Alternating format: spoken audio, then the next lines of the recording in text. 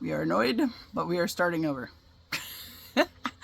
I had a half hour in on a video, and if I had any idea how to just tag the next one on, I would do that, but I don't know how to do that because I'm not that technologically advanced. So that is not something I can do.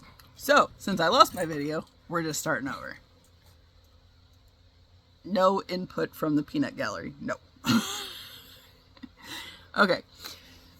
So I had a call pop up and I hit ignore and dropped my phone and apparently didn't hit the right button, so it pulled the phone screen up and ditched the video screen. As soon as I saw that, I was like, son of a bitch, it did it again.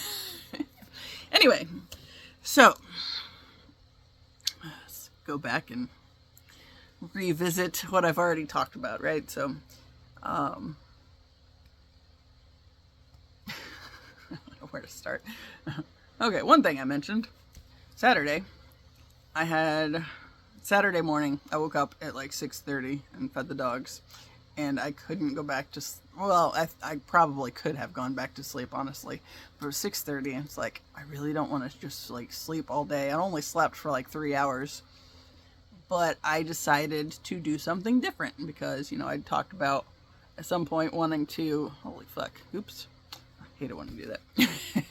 At some point wanting to get up earlier and like for August and, you know, start my day sooner and be more productive, because when I do start moving earlier in the day, it does help me to get more accomplished. All right, excuse me. You know, whether that's writing or whatever else. That day it happened to be both, writing and other things. But the big thing was, you know, I remembered earlier in the week, okay, on Wednesday, I went to class and we were talking about sleeping and dreams and stuff. And, you know, there were a lot of people that were talking about having weird dreams, you know, they sleep until like 2 or 3 and then they wake up, go to the bathroom or whatever, and then whenever they go back to sleep, then they have really weird dreams. And I said that for me personally, it's like when I get up in that time frame, is usually I can't go back to sleep. And it, like if the wheels start turning and I start thinking about things, then I'm not going to be able to go back to sleep until I spend some time writing, right? So, you know, Annie commented that day about how that was like what Wayne Dyer talked a lot about doing. You wake up early, and then, you know, he's of course this great writer, and, you know, he spends so much time writing first thing in the morning, and, you know, I got into reading his stuff and watching some videos he had on YouTube in the past couple of years too. So like his is a name that has been essential on my journey as well. So, you know, she made that connection. And so when I'm awake on Saturday, and I could have easily fallen back asleep, but I was thinking, you know, just that idea of Wayne Dyer came to mind. And then I was thinking about when I heard him talking about how he starts every day with a run, right? It's like, I skate a lot, but that's not always going to be a feasible option. Because like, I skate at the school, so during the school week, that's going to be less than ideal to go skate first thing in the morning. So I was thinking, okay, so maybe I'll try running, right? So I took Gidget over to the park with me, and we ran for 2 miles. Didn't do real good, but we did run. And honestly, it's kind of funny because I would think that because I skate as much as I do, or have as much as I have done, that would translate at least a little bit. And it turns out it does not. So running kicked my ass. But it was, we still tried, right? And part of it is I also figured that might be a way to help me get a little more, honestly, control over my pain in the ass dog. Yes, you pain in the ass. No, take a break. because I can work with her individually. So I'm running with her. She's not going to stop and smell everything. She was trying hard to stop and smell everything. So that was a little bit of an ordeal. It's a little bit of a... we have some things to navigate with that, honestly. It'll be all right, but stop. I will lock you out. You know what? I'm going to lock her out. Hold on. Okay, probably not entirely ideal. She'll still probably bark out there. She'll actually probably give up and go sit on the recliner for a little bit, not barking at me, but just make sure it's not barking at me. Anyway, so we ran, right? After we ran, of course, this is why I don't often do that, because I ran with her, and we got back home, and she and the others were, she's all puffing up like, yeah, I got to go, and you didn't. It's like, this is why you don't get to go do things by yourself. But she has all this energy. She's the youngest one. She's 8. So it's like, she needs more. We got to burn more of the energy off. And I'm trying to get her and her brother to behave better on walks, because they pull like fiends and it's not fun. So it's a work in progress, but it's still annoying. So yeah. Anyway, so I was kind of frustrated with that a little bit after we got back from our run, and we'll do better. We're going to not give up on that. But yeah, we got some work to do. So after that, I took my dogs on a walk, right? I was going to take my 3. Had no intention of taking the other 2, but... Well, no, I think that day I did take Piper, the black and white one. The younger of the 2 of my parents' dogs. Trying to get her better socialized and all this stuff. Walking was a pain. The dogs were still pulling. I was trying to get them to behave a little bit better. Yeah, there's a whole lot of confusion going on. Like the baseball diamonds were packed that day, right? So there's a whole lot of people in the parking lots. I was walking close to the buildings at that point in time, and like where the people were, I was staying close to the buildings. But then once I got further away, I was going around the practice football field and all that stuff. And when I went around the practice field, okay, it was fine.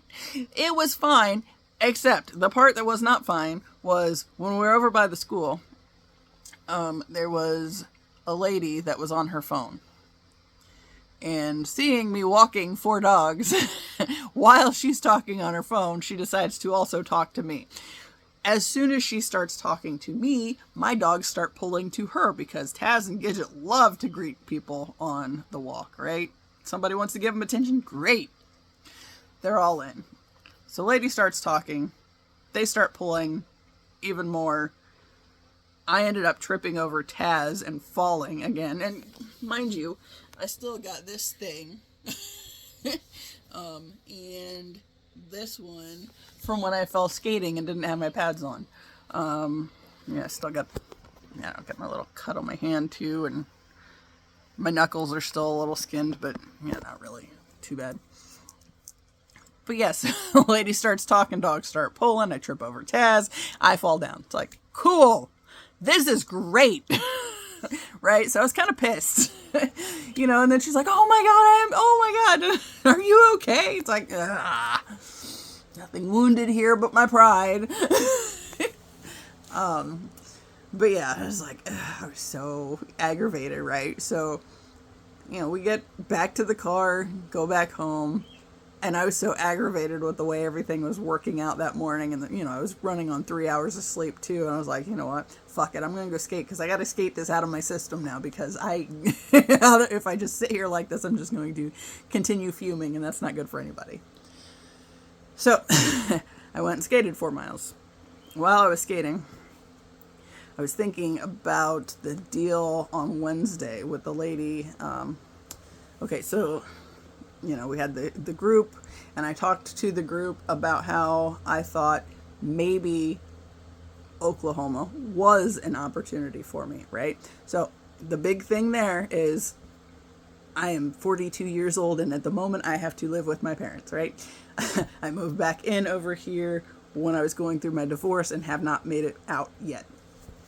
So most of my channel has been devoted to realizing that, how my family's been a critical part in keeping me from being able to do anything worthwhile with my life, right? So, the different ways that things they've said or done has essentially, I've allowed them to chip away at my sense of self-worth and, the way I viewed myself. And, I wasn't sure what was mine and what wasn't. So I thought because I could feel other people's stuff and see the wound that they were living from, that it meant it was my obligation to take care of it or to heal it. And it was not.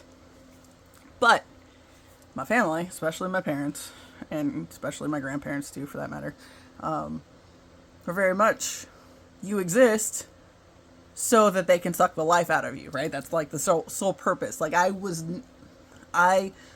raised solely for the purpose of the older generations sucking the life out of me, right? That's how they prolong their existence, and just, that's just the only purpose I serve. And as I've been doing this YouTube thing and processing through my shit, I have realized that is shit. And, it's like basically giving all your time and energy and efforts to people that literally don't want to get better. They don't want to fix things for anybody else. They just want to be miserable and bask in the misery forever, right? That's not ideal. So now that I've kind of processed through this and realized where a lot of my baggage has come from, and been trying to unpack and set it down so I don't just carry it with me forever, I realized that I gotta get out of here. It's driving me absolutely nuts. And which goes to the point of, this is exactly where I need to be at this moment while I'm trying to figure out what I'm meant to be doing, because it's something that very much, it's like that thorn in the side that you just, I cannot stay here forever. So how the fuck am I going to get myself out of here, right? I talked a while back about how I don't remember what the exact circumstances was, but there was something where my parents had kind of infuriated me, and I just was in here and I said, this is the last full month I will be here. I have got to figure this out. And so the next thing that comes up is this possibility of going to Oklahoma, right? So my brother and his family are out there. His wife took a job out there, so they went. And because also they realized they weren't going to be able to raise their kid how they wanted with our parents in the middle of it. They just can't. Because everything you say or do, they're going to go behind, because they're the grandparents, they don't think they have to pay attention to what you say, any of that kind of bullshit. So it's like, at some point, all you can do is go elsewhere, right? So they left. And they said, because of course, my sister-in-law's mom is no longer around, so they said, if I'm more than welcome to go stay with them, whether it be for a time or just come out and to get away for a few days. Whatever the situation, I am more than welcome to do that, right? So I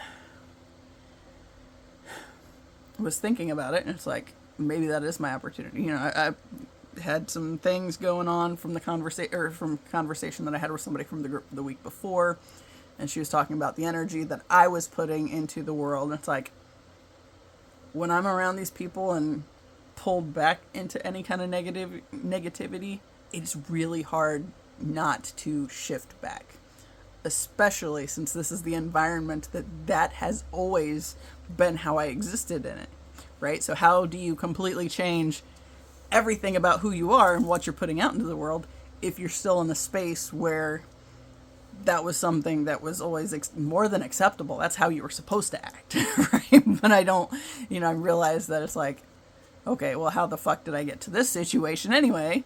And a lot of it goes back to this, all of it. So, that being the case, conversation with the lady the other, or 2 weeks ago, then I pulled from the Light Seer's Tarot, this Two of Wands card, and it was talking about, are you going to stay in your comfort zone, or are you going to embark on new adventures, right? And I realized that it's like, this isn't, I mean, it's kind of a comfort zone just because it's where I've always been. It's where I've existed, right? It's a safe space to, this is a safe space physically, I guess. I have a bed, have my own little window AC unit now. That's kind of happy, or that makes me happy. And, you know, I have food, all that stuff. So there's not a whole lot of challenge in this existence. The challenge is existing with these people. Now, that's definitely a challenge. But you don't embark on new adventures if you are stuck in the comfort zone space, right? So just because I have this stuff, it's not where I want to stay by any means. I'm so ready to be done with this space. I don't know if I think I said it. I think it was in this video where I said that, you know, just this month, I said, this is the last full month that I will be here, right? So since I don't have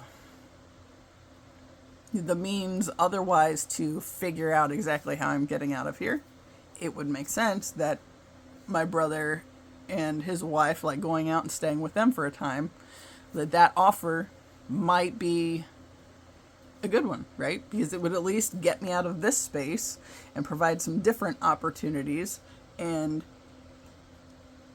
you know, I've talked on here a lot. It's like one of my biggest sources of frustration in this space is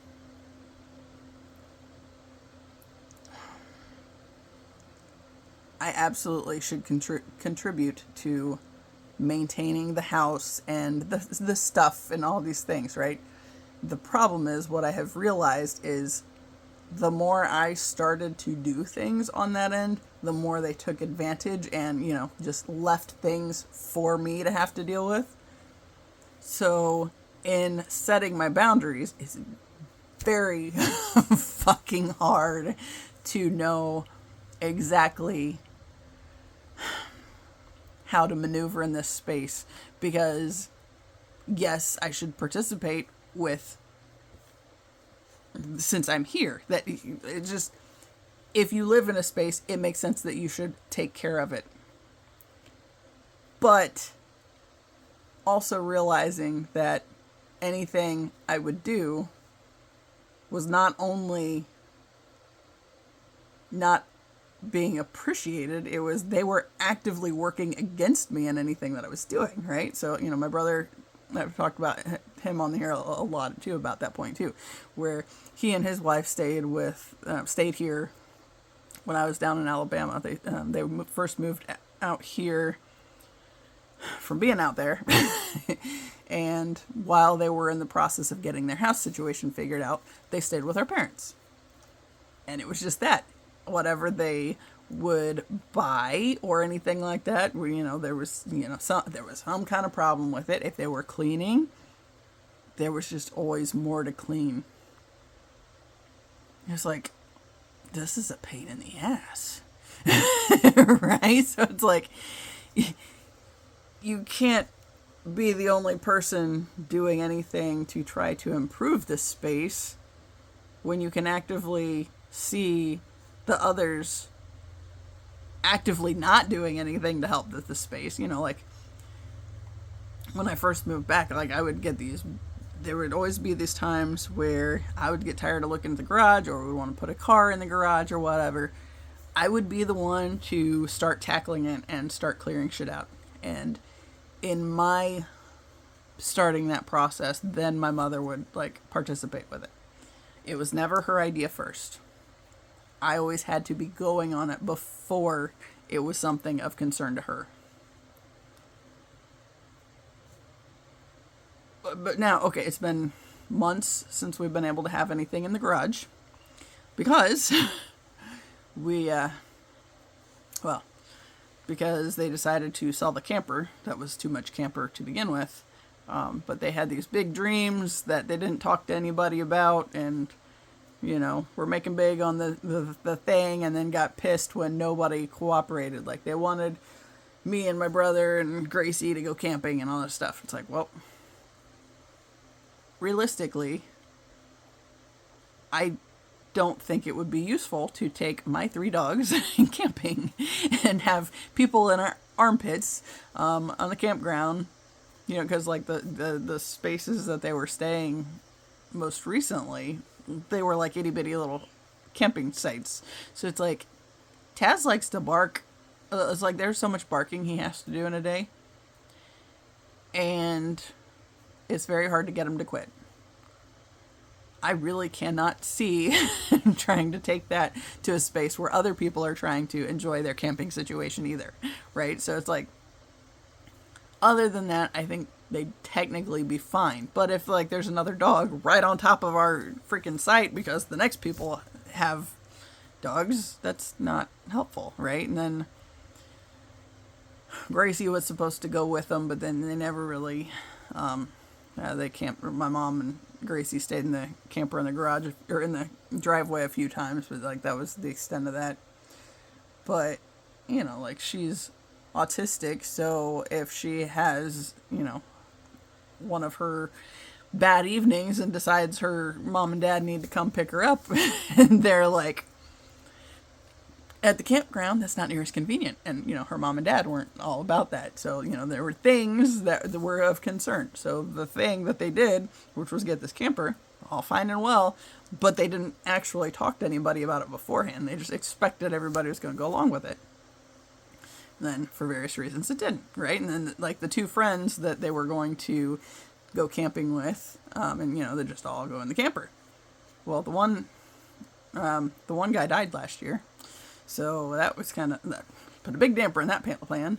But then it was just like this thing that's just sitting out in the driveway. And I think they used it a handful of times, but not a ton.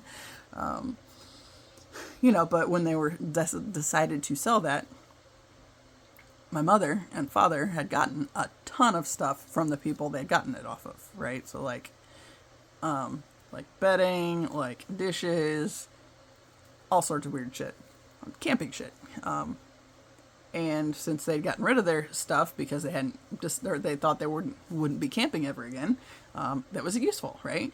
So then they got all this stuff that is no additional cost from the camper. It's just these people don't have use for it, send it on. That is not how my mom works at all. So everything that might be she might be able to get some money out of went into the garage. She has not worked on selling any of it beyond the camper. So,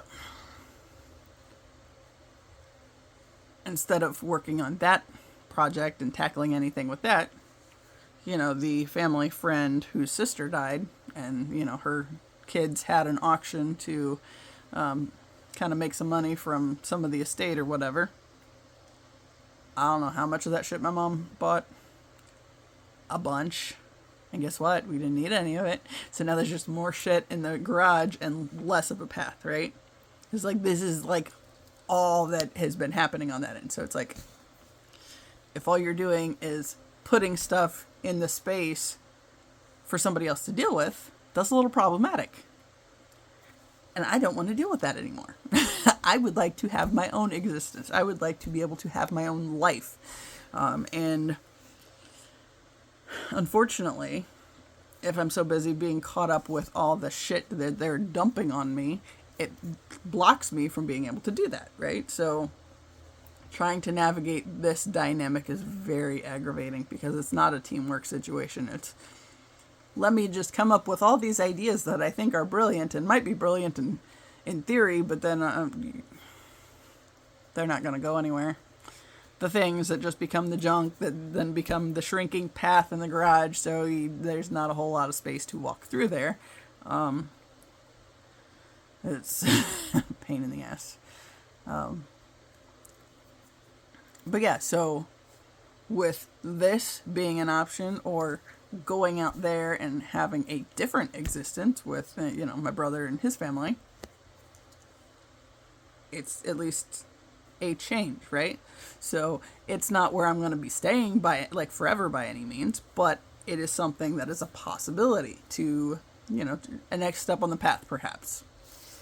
And so I mentioned this to the group, and then the lady in the group, who's very obviously paying attention to the shit in the news, and not, you can tell when they're very actively involved in the news because they're very set on thinking there's like anything could actually be changed by, for the better, just by whatever you hear in the news, and you can't solve those problems with, okay, the problem cannot be resolved from the level of consciousness it was created in, right? So the world, with its shitty way of doing and being, we can't fix it by continuing to exist in that space. So the only way to really do anything to work on that, to create change, is to, start clearing clutter for yourself, for like your own energetic stuff, getting rid of some of that, and essentially elevating consciousness to the point where you can see how these other things are functioning, and the fact that they're not doing jack shit for the good to like make anything better. So yeah, but anyway, so I'm skating. Back to skating. I did find my way back. Might have thought I forgot by now, and I kind of did for very briefly, but I found my way back. So yeah, so I'm skating, and the boundaries thing came up again in my thought process, and then I just had this like little rage feeling, like I was skating some anger out that day. Just some frustration, all that stuff. It's like, it's gotta go. Yeah, so skating my ass off, and my little angry tirade, and throwing the F-bomb around and all that stuff, and which is all in my head, so it's like nobody else is hearing it even, but I'm thinking through it, so I'm having to deal with it. And randomly, this line from a movie that I watched last week pops into my head. Okay, so the movie is called Presence, and it's basically like ghost story kind of a thing, told from the ghost perspective, except you don't know who the ghost is. It's just like how the ghost is interacting with the thing, or the people in the environment and the space, kind of a thing. There is a scene in the movie that came to mind when I was skating and when I was on my angry little tirade.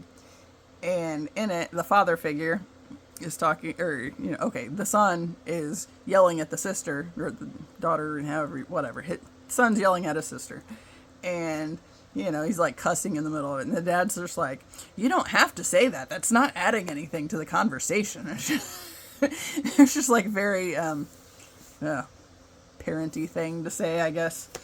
So, as I'm on my little angry tirade in my head and cussing in my head, then I have this scene pop or come to mind, and then I'm thinking, because the dad's saying like, it doesn't add anything to the conversation. You really need to speak like that, and and then I was like, I was pairing that with where my anger was coming from. And it's like, the lady with class on Wednesday, it's like, she was overstepping, right? Because she started talking to me, trying to like basically question what I was possibly thinking, because I said that Oklahoma might be my opportunity. But she is somebody who, she exists with her little USA on her fingernails, and she was running her mouth about the things they're wanting to do out there government-wise and all this political bullshit. And I was just like, thinking, it's like, she said, now I'm not trying to judge you. Have you ever lived in Oklahoma? And I was like, I've had a whole lot of family that's lived in Oklahoma, but I have personally not. No, that is not the point. My point was between this space and that space, that is an opportunity for me to go exist somewhere differently than the existence that I've always had, right? So, but she comes at me with this whole, I'm not trying to judge you, but yet very much judging me because, she strikes me as one of the types that, because she's older than me, she should be wiser than me too. But it's like, yeah, no, you're just one of those older ones that likes to flap their gums, and that's just the extent of it. And you think everybody else is like stupid because, they're like my family. Just because you have more life experience, or you think you do, you think that you somehow know more about everything when you don't know anything about me or where I am coming from, right? So I'm thinking this tirade, and then I'm thinking this scene from the movie. And, of course, I'm throwing my F-bombs around in my head, and then I'm thinking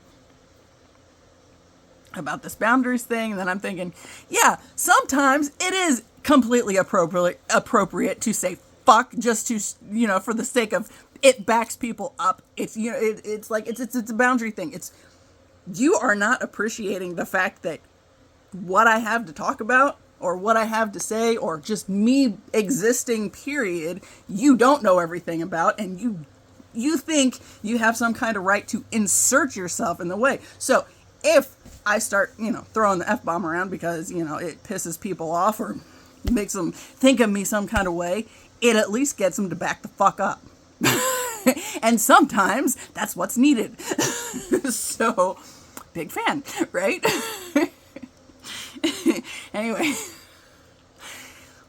that wasn't the full, extreme of it, but it's, just, the way things are, going back and forth. I think it's kind of fun, actually, as I'm seeing, the light and shadow of myself interplay together, so, this idea that it might be rude or the wrong thing to be a fucking potty mouth because it offends people or it bothers people, but it's sometimes those people need to be fucking bothered and get the fuck out of my space. So, okay. That is part of where my tirade was when I fucked myself up on the first video. There's something else I was wanting to talk about too, though. Today's rage. Oh man. Okay, so I don't know if I don't think I went back to this stuff. So yesterday, last week I had some stuff going on, decided I was going to try to get into my doctor, right? It was due for a PAP, so get the appointment going, right? Because, if we do pay attention to the shit that's going on at the, the governmental level and all the bullshit that's trying to be passed and, trying to take us back to the dark ages where we can, have to rely on patriarchal asshats thinking they have some right to dictate what's going on with feminine health or anything on that end, right? So, while I'm covered at the moment, I figured it would be a good time to get into the doctor. And I had some stuff I wanted to talk to him about, so I went ahead and scheduled the appointment, right? And I found this, so my doctor moved. This is kind of silly, actually. Okay, so my doctor moved to Westfield, right? And I wasn't going to go to Westfield, right? So I started looking at other doctors, and I found this one that she's also at Community North, so I decided I was going to see her. I wanted to get in kind of quick. And she didn't have any openings at North quickly, so I ended up going to Westfield anyway.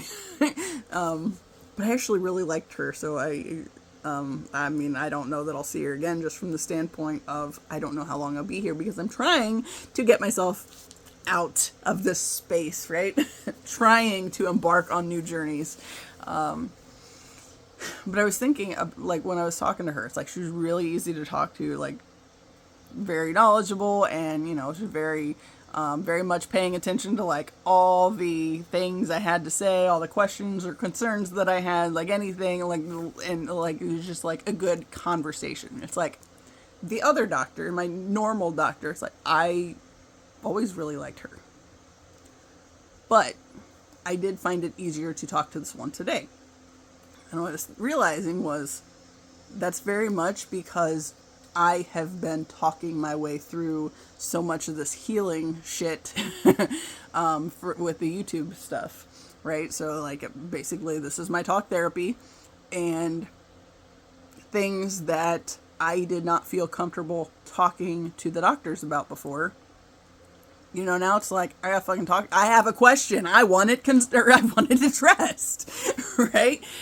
Whereas with the other one, it's like I found myself still trying to be overly vague and not to the point because I was afraid to say what I wanted to say or needed to ask, right? And, you know, that wasn't the doctor's fault. That was me. That was me being uncomfortable. Because so much of my life revolved around that whole, you know, the idea that I was raised to very much, okay, the world wanted me to believe I was a whore. And despite the fact that it wasn't true, I bought into it because everybody seemed to be pushing that idea at me, right? And, you know, I've talked a lot on here about a big part of that has been the religious conditioning and all the bullshit from that. And so clearing that out of my space has been talking through things and, okay, so it's my talk therapy, right? It's, God, it's definitely not glorious. How many times I've been ugly crying on this fucking channel.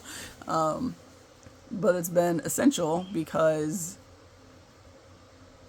I haven't had anybody in my space, like my nearby vicinity, that I could talk to comfortably about any of these things. Theoretically, I could have gone to therapy, sure. But that's, I think, the bigger reason for me to do the YouTube thing and have this be my talk therapy, because, you know, like I think I said in this video, it's very much where I'm at now is like I can see me dancing back and forth between the light and shadow of myself. I know it's not always glorious. It's not supposed to be. But I feel like part of the purpose of having it be in this space is so that other people, when they find it along the way, can realize that if you don't have somebody else to talk to about things, you can work it out on your own and be okay. But you can't lie to yourself either. And like that's the biggest thing. It's like the conditioning of the world, what everybody wants you to believe about yourself. They don't know you. And the only way they can maintain control of you is if you also don't know you, right? So the purpose of me having this channel has been to talk my way through things, to realize where some of these icky things have come from and process through it and get it out of my system, right? So it's like this, you know, maybe it's not a real creative thing to just come through and talk about all my shit on on freaking YouTube, but it's a matter of being willing to face your own darkness and realize what it is that's hiding there, right? Yeah. Just thinking, I got this thing on that poster over there, that one right there. It has like it has two girls sitting next to each other. A woman's in all black, the other's in all white, and it says, what's it say? I sat with my anger long enough.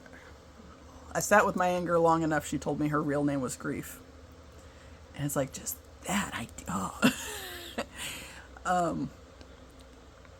Make me cry again.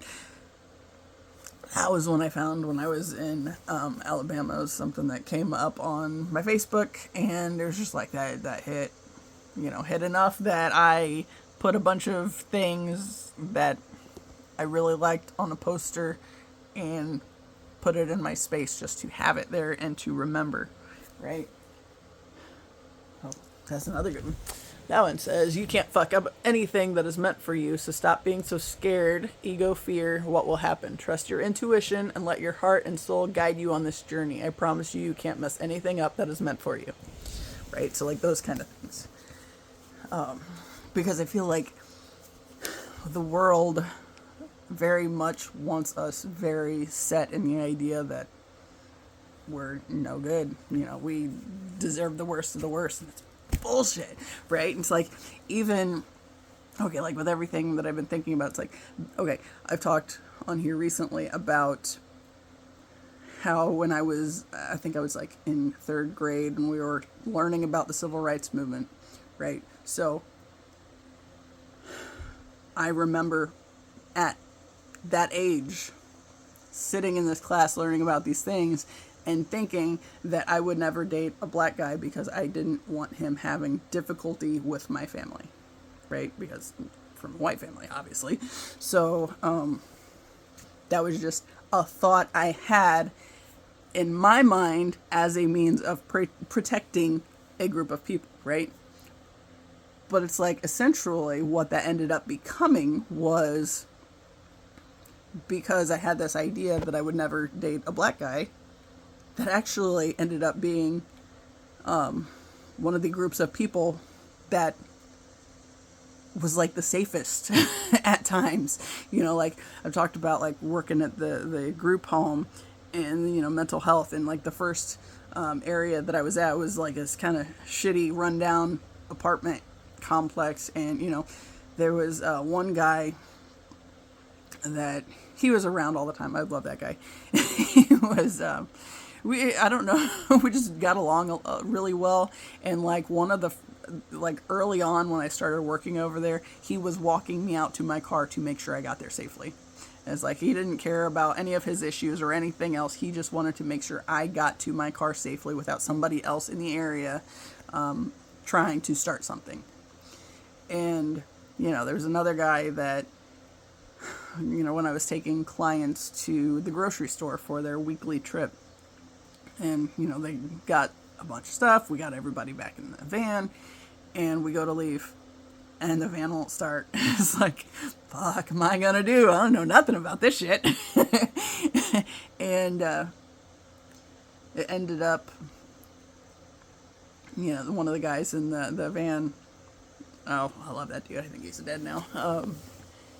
He was like, I got you. And he just gets out. He like just goes up to somebody like he knows them, starts talking to him, and ends up is able to, he knows cars, and, is able to get the van jumped with this other person's vehicle. And it's like, I don't know where I would be if you were not here right now.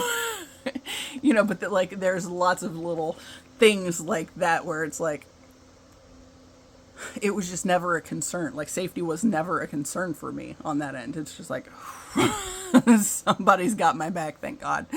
Because I don't know, like the white guys that I've had interactions with in my lifetime, it's hit and miss, honestly. And not all are bad, but not all are good. And since I set that, or I had that idea in mind when I was in third grade, like what, 8? Because I put that out there, it at least made it so there were instances where it was just the opportunity to have somebody step up for me and help me out was there. And it, like, immensely relieving. And yeah, like, even in that job, it's like the white dudes were frequently the ones where there were some issues. When I went to, I was working at the group home in Shelbyville, and I took a little bit of hiatus to go off to basic training, right? Basic training, AIT, I was going to come back and still work the job. After I had all my military training and I went and hung out with those guys, there was one dude, big obnoxious white guy that honestly reminds me of a lot of my dad, and but slightly, a bit, he was creepy. Not saying that my dad's necessarily creepy, but like just personality traits and like some of the shit's just like, This dude was the reason I quit. Because I was there and he was just being a dick just for the sake of being a dick. And I was like 0 to 100. It's like, I'm way up here, and it's like, yeah, I'm pissed off at this dude because I know he's just being a dick and there's nothing I can really do about it, but he's just being more of a dick because he knows that point. And honestly, it was kind of not funny, at the moment, although my dad and my ex thought it was good fun that day. Okay, so the day that happened, I worked the night shift, and my ex, who wasn't my ex at the time, was coming out to meet my parents for the first time and have breakfast with my family, right? So he's here. Mom's got food ready. We're sitting at the table, and I come in. I'm just livid. I'm dealing with this other guy, and I'm like venting, and then my dad's just like picking. Like, so I was a chaplain assistant, right? So he's picking at me for the fact that I'm a chaplain assistant, and why I got this kind of anger, and like, just anywhere he can mock me and poke, he's just doing it because he can, and he's a dick. And I got pissed to the point I walked out the front door. I walked down the street. I've never in my life walked down this street until then. And I was just like infuriated, and I couldn't not do something. So I was just like, I started walking, and then I just ended all the way down to the corner. It's like maybe a mile, so it wasn't really that far or anything. And there's a little grocery store down there. So I like went to the bathroom, and then was like, well, okay, time to go back home, I guess.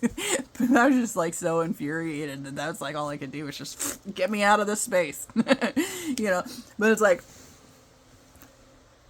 I put in my notice because of that incident with that guy, because I was like, everything in me wants to deck this guy. Like, you have no idea how much I want to deck this guy right now, and I know I will get myself fired at least, and who knows what else trouble if I actually try to do or end up doing that. So it's like, we're just not going to take that chance. And so but yeah, my dad's here picking at me, and then my now ex was thinking it was kind of cute and funny, and all that bullshit, and I was just like infuriated and just let me go cool down.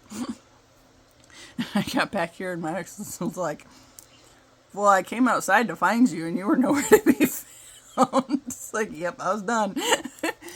Done, check the fuck out.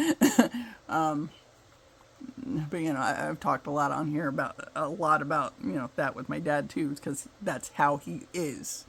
Oh, something's not going well. Let me make fun of you. Let me poke you. Let me be like, really make sure you're good and pissed because I can. It's like, fuck you. Fuck you, man. Which again, see, if I could, if I was more open to using that word earlier on, I'd have been telling people to fuck off a long time ago. So, anyway, okay, how'd I get there?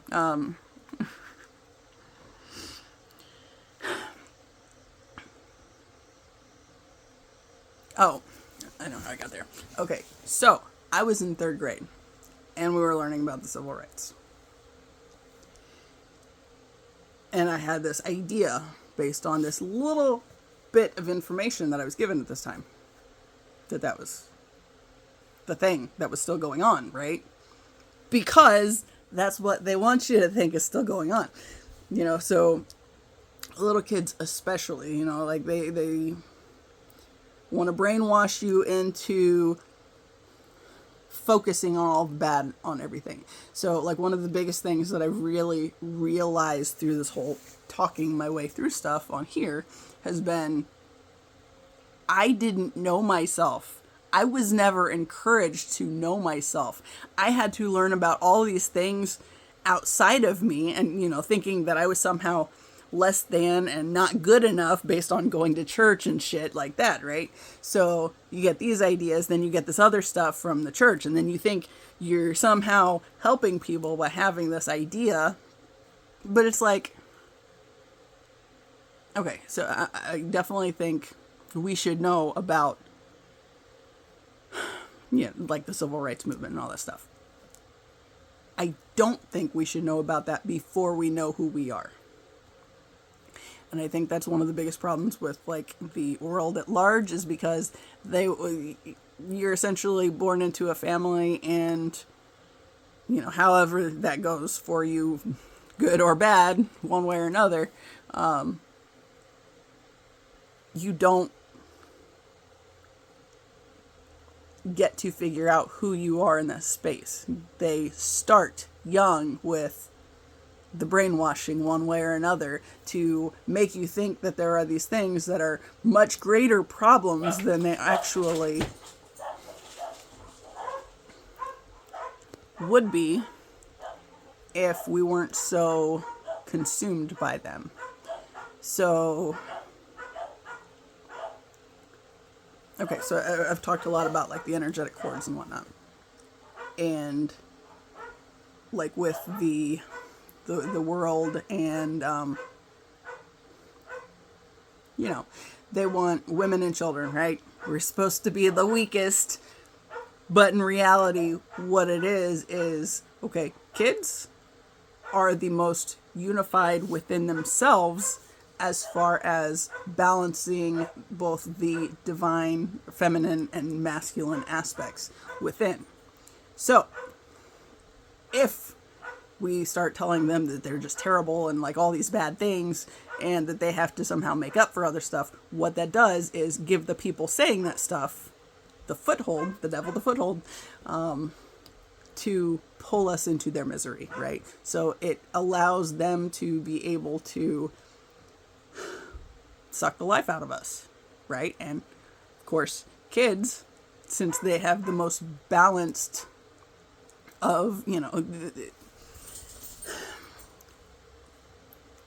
kids are closer to their divine nature, which is why you must become like little children, right? Because you're closer to remembering who you are. You're closer, there's... Okay. Going back to that point of, a lot of people want to say seeing is believing, but really believing is seeing, because, like with the thing from 3rd grade, we learned about it, and I saw it as this thing that was supposed to be this big thing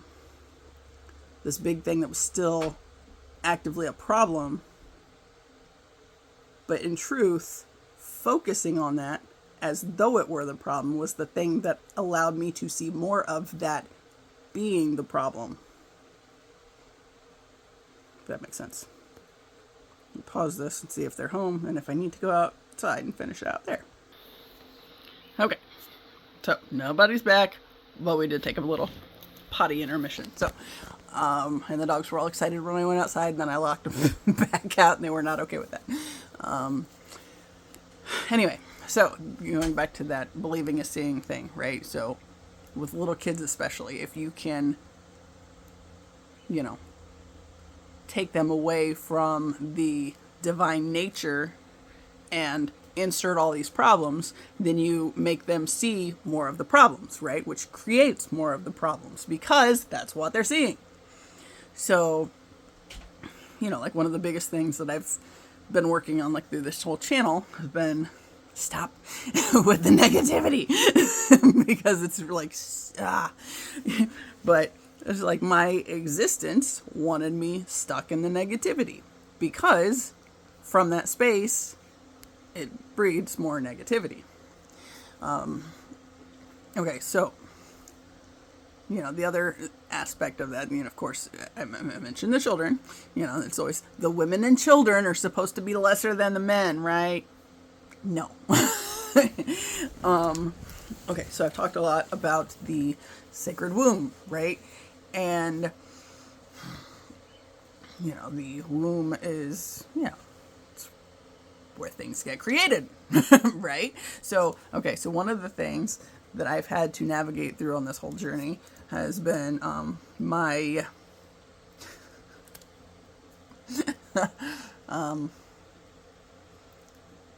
my ability to know myself, I guess, if you will.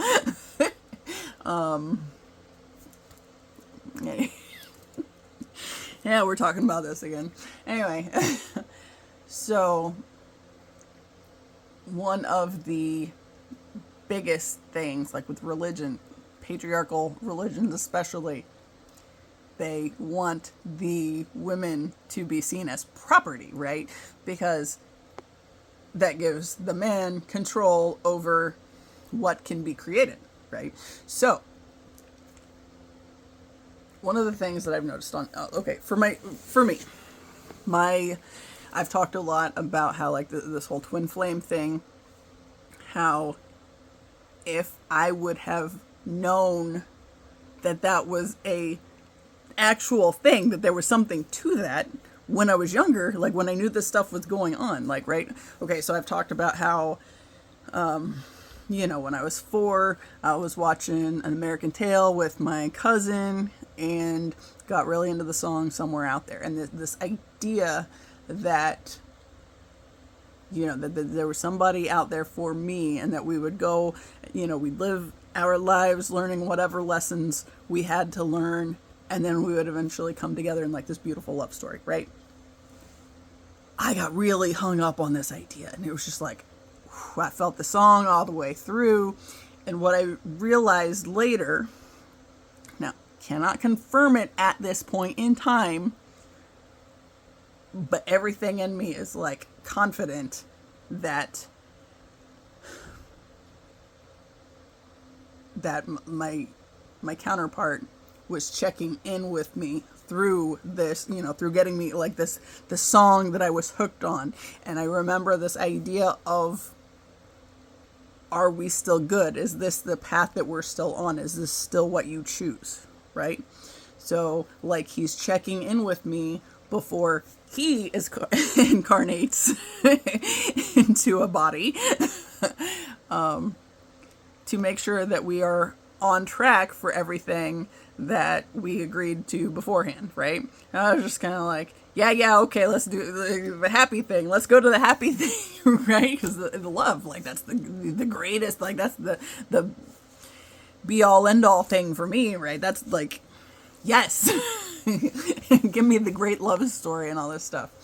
And I knew, even back then, like, it was these two things went together. And it was, are you sure?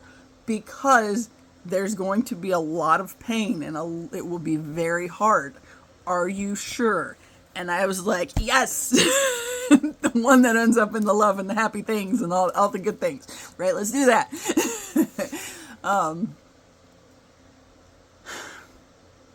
I was 4. And I was, even back then, very in love with the idea of love, right? And, like all my, my Cancer placements, and then my Neptune complex, which adds more water to the chart. My already water heavy chart gets more water added in with this Neptune thing, and like the dream, it's like Okay, so the 12th house, that's where most of my Cancer placements are. My rising is in the first house. The Sun, Moon, Mercury, and Mars are in the 12th house. 12th house is ruled by Pisces. So it's like the house of like subconscious and like the spiritual stuff, and it's like dreamy in that, right? And I don't have any Pisces placements, but my 12th house is very heavy with other water placements.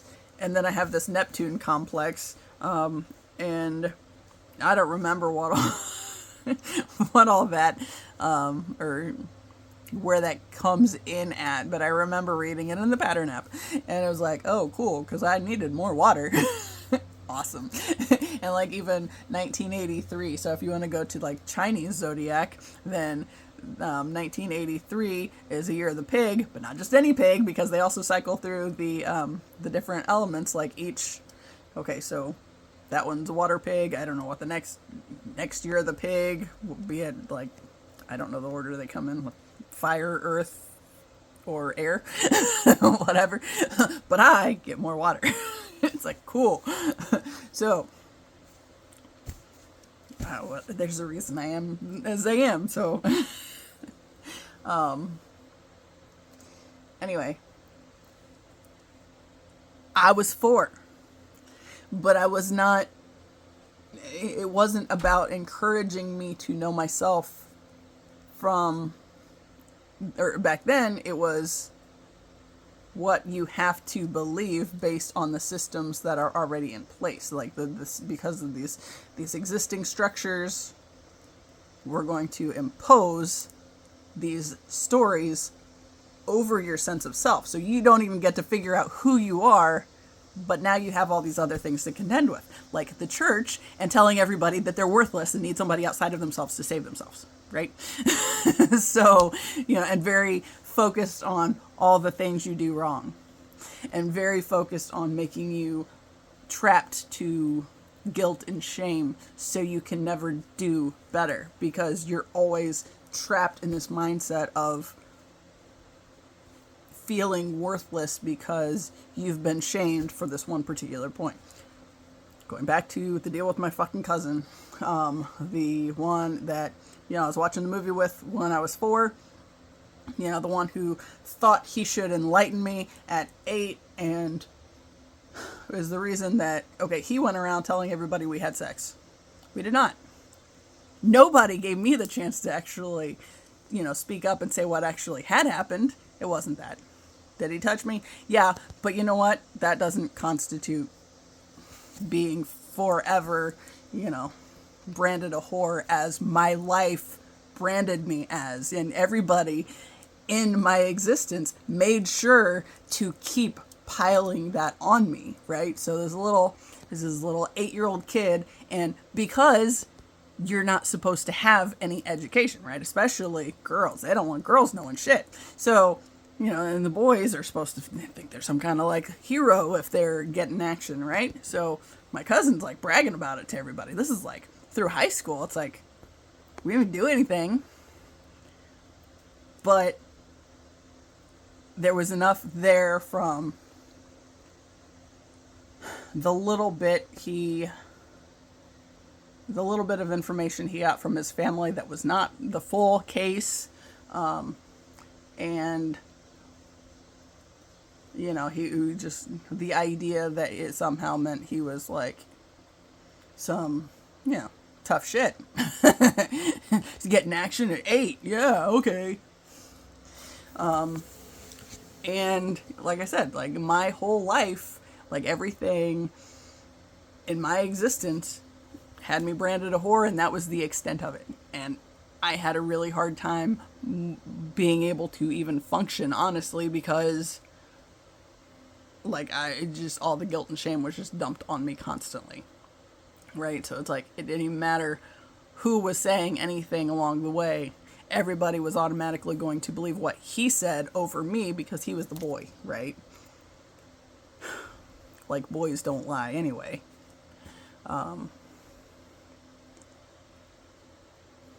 But that goes back to that piece of if you squash the dreams of the children, you're able to suck the life out of them, right? So the energy that they could have into creating something beautiful and, something worthwhile, into bettering the state of the world, right?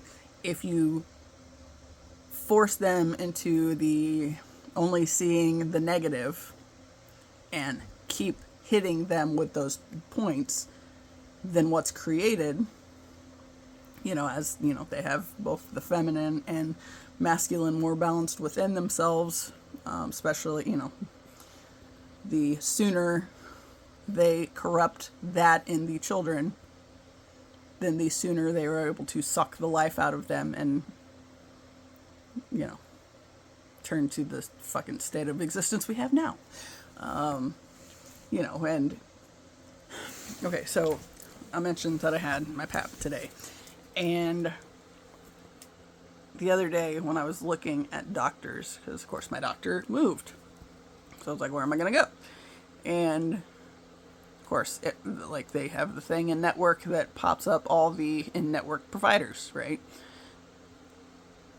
And it's like, there were a couple men that popped up, and it's like, I know that men can do this job. I absolutely will not go to one. And that's not saying that there's anything creepy about them being there. It's saying, if I'm going to somebody to have my freaking vagina looked at, I'm going to go to a female. So what, somebody that has one. But that's also something that, the state of affairs in the fucking nation at the moment is trying to get, have men be in control of women's bodies again, women's health and all these issues. It's like, because they have no business having access to it. It goes back to that sacred womb space and like the cords, right? If they can keep girls from having any kind of education about their bodies, okay, so of course we're supposed to, they guilt us and shame us into thinking that we're dirty just because we were born with a vagina. And essentially, that's kind of what they're pushing, right? So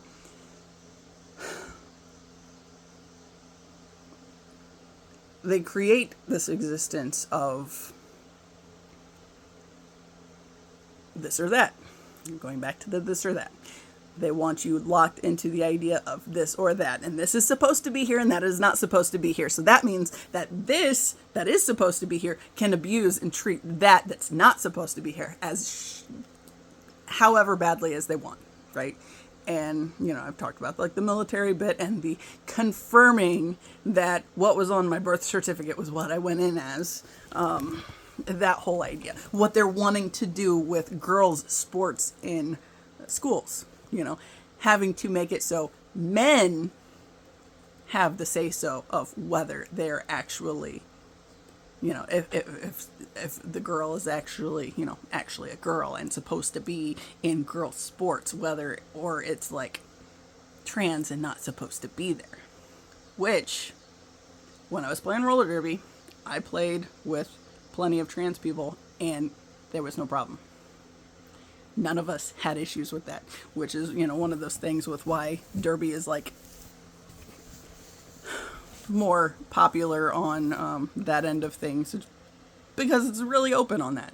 And, it's like, even when we played with, combined teams, like men and women, it was no better that way, no better, no worse. It was, we're playing a game and we're having fun doing it.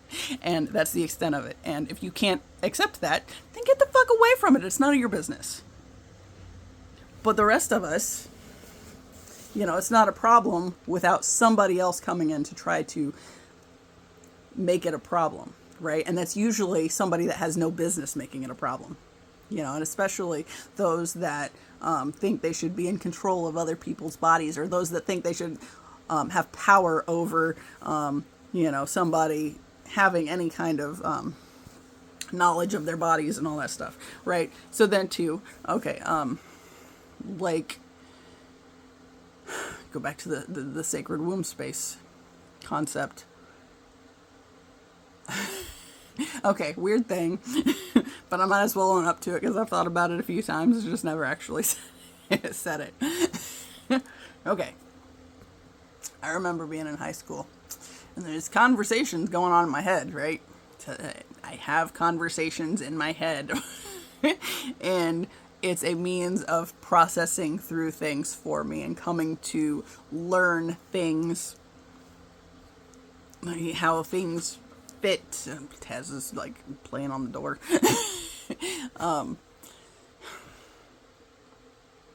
Right, how things fit together, right? This is what I've always been doing. I've always been collecting data so I can make sense of it and piece it together in a way that makes sense so that when I do finally actually get out there in the world, I actually know where some of these things come in at.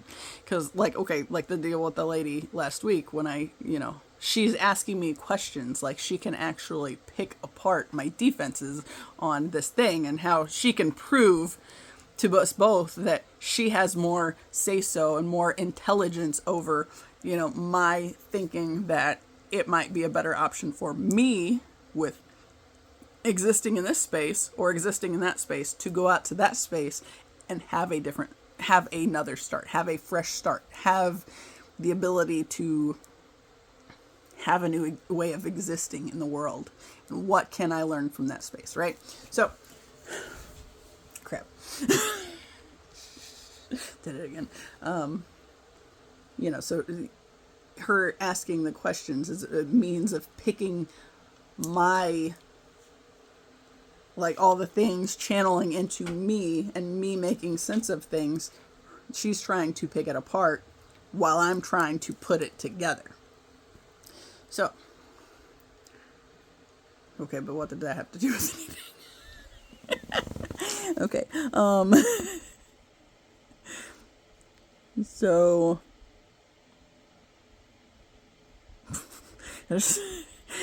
I have this, plastic container that has a couple carnivorous plants in it, and there are a couple of them I think got consumed by the others, or like they like shrunk into the ground and disappeared. But I couldn't tell if it looked like there might be mold on the top of it. It's like, oh, that's not cool. I think it's just the planter above it, because I've never had that issue before, but I'll check out it here in a little bit. Anyway, so channeling things together, right? We're making sense of the things and not having people like insert the doubt and the little seeds of doubt along the way. Making things make sense. Okay. So in high school,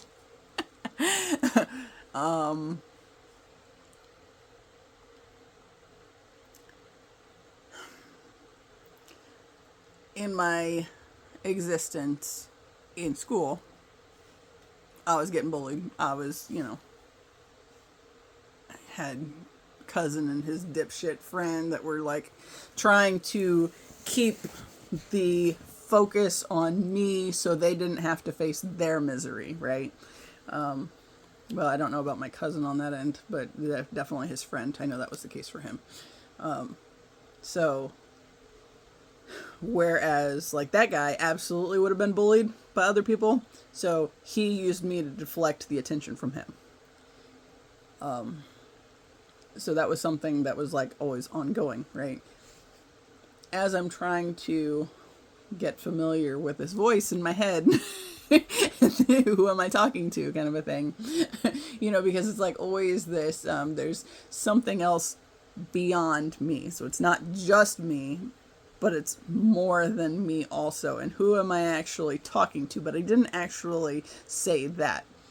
But I've talked on here a lot too about how, when I've had things that say I pose a question, just put a question out to the universe and then do some automatic writing. And just whatever comes to mind, I put on paper. What I noticed was when I started doing that, it was almost always phrased with like, we. It's like, what the hell's that all about? Who's we?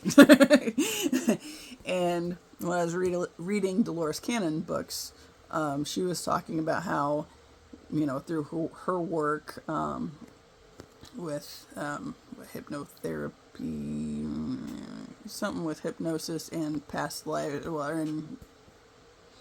past life regression, but not just past lives, I don't think. Anyway, whatever. Anyway, one of the things that I remember her talking about in one of her books was she would always take it back to like the deepest level. And if you could get the ego out of the way, essentially, she said, and it almost always was speaking in the space of we. We as a whole, we as a collective. And, I think she was associating it with the, ultimately all that is, right? So everything is connected because everything is connected, right? But we're all ultimately reflections of the divine, right? It's like our life, any one of us, our life is simply a divine reference point. So it's a way of understanding how the things from our pasts came together to shape us into who we are, right? Or what we go through and like how we act in these spaces. Take a break! She's out there yelling at me. Right, so, I mean, for what it's worth, this has been longer than I normally do. Anyway, my mom's calling now, so I'm not answering it because I'm not trying to lose this video, and I'm almost done. I will call her back. And if it's about food, oops. Anyway, so I've always been, like, if I can distract myself, I can, like, kind of piece things together, right? So I like puzzles and, like, putting, like, jigsaw puzzles together. I will, as I'm doing those and letting my mind wander, it's like basically getting the ego out of the way. And what, you can make connections up here in this, 5D space or whatever, just by keeping the lower frame of existence otherwise preoccupied. The body's busy, so now like the mind can work, right? So I was in the shower. And yeah. Anyway, I had this little thing, this train of thought playing through my mind, right? And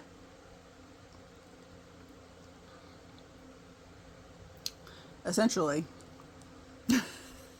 checking in with my body, if you will. But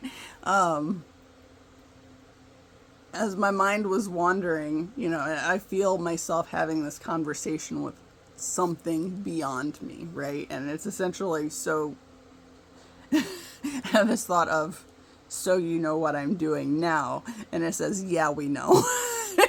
And for me at that time, as, this kid that, had all this like guilt and shame dumped on me my entire life, it was like, ooh, there's something else going on that is aware of this, and that can't possibly be good, right? So it was a big time before, there was a big gap where like none of that happened because all the guilt and shame like suddenly came to the forefront, and like now I'm feeling embarrassed because this wee voice that's talking back to me in my head is saying it's aware of what's happening. And okay, I definitely think it's not a bad thing and either. But going back to the womb as sacred creation space, because if you're only focusing on the negative stuff and whatever, you're like, shut up, you.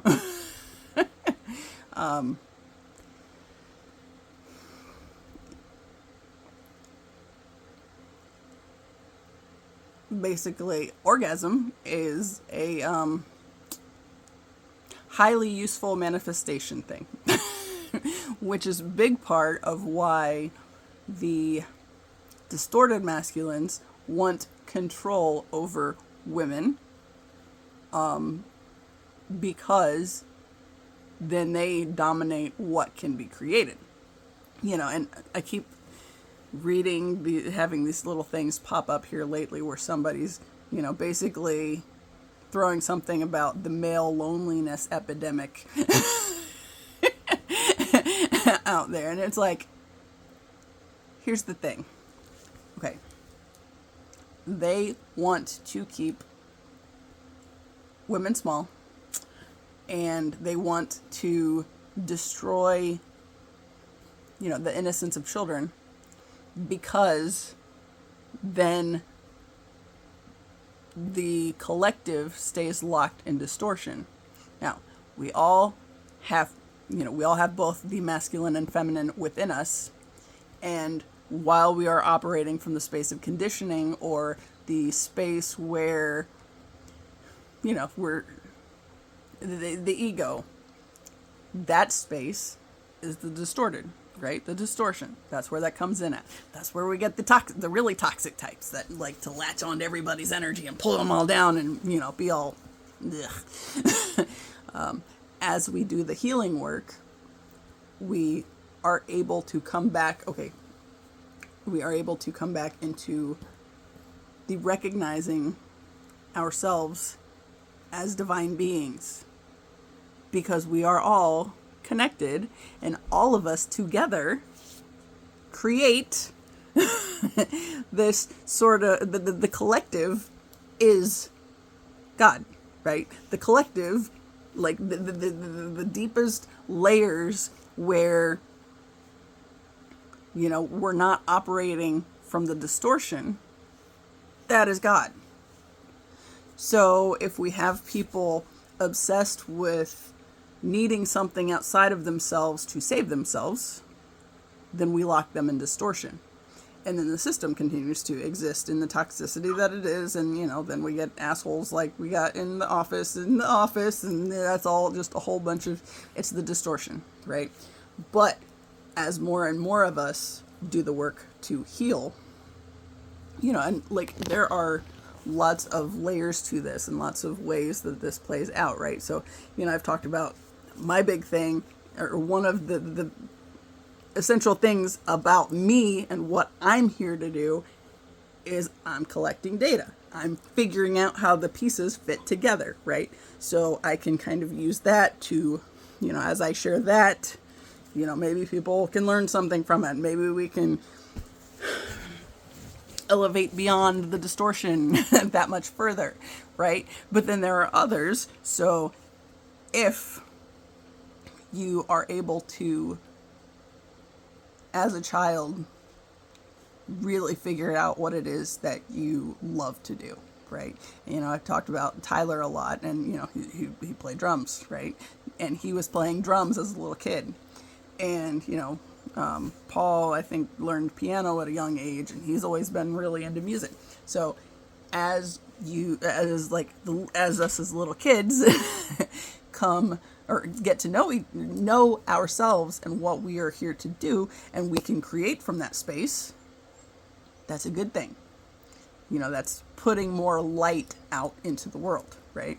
But if we squash it down and keep people operating from distortion, then, they think there's somebody above them that's able to rule over them. And that's essentially, the system wants to keep it locked that way, because then, it can just do whatever it wants, right?